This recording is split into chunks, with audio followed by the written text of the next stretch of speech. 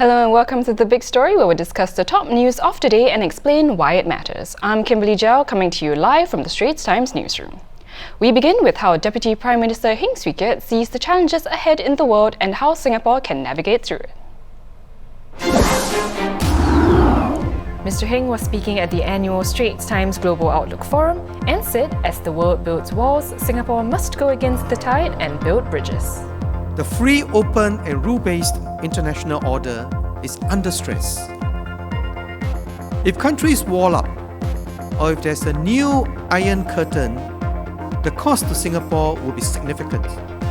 Mr. Heng reiterated the government's commitment to invest in Singaporeans and strengthen social safety nets for those who are unable to keep pace with change.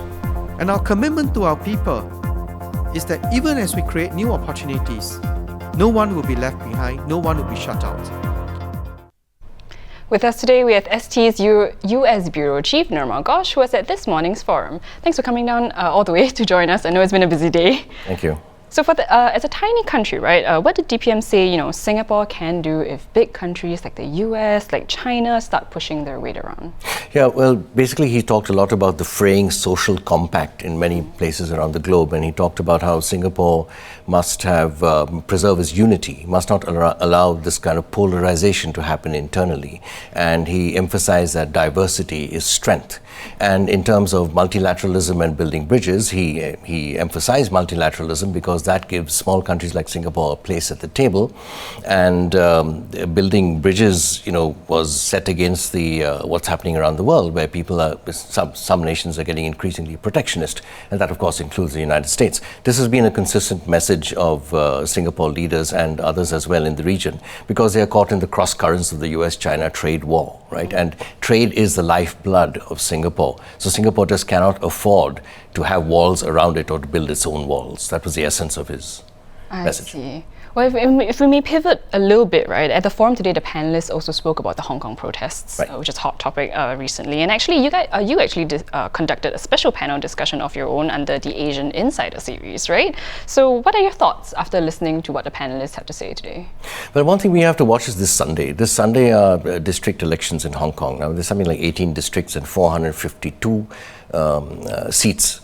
District council seats. Now, these are the lowest levels in Hong Kong, but they have seen a record number of voter registrations. Something like 4.1 million people have actually registered to vote, which is a record. Wow. And over 1,000 people are actually running for those seats. Now, this is seen, given the context of the last few months of protests, this is seen as a proxy vote, a referendum, if you will, on the issues that have been protesting about, and on Carrie Lam, Chief Executive, right? So these are being watched very closely, and the atmosphere is somewhat charged because of this. And we will get to know the results sometime on Monday, probably around midday on Monday, we'll get to know the trends. Thus far, pro-Beijing parties have actually held most of these seats. Now, if that changes, that's going to be quite a fundamental shift, shall we say, in Hong Kong. If that doesn't change, then there are also bound to be accusations. There are already accusations of interference, of intimidation, and so on and so forth, given the incidents that have taken place. So that is the next sort of benchmark this Sunday. I see. Well, thanks so much for coming down and sharing your insights with us. And if you'd like to catch Nirmal's panel discussion on the Asian Insider this morning, simply search for the Straits Times Asian Insider on YouTube or Spotify.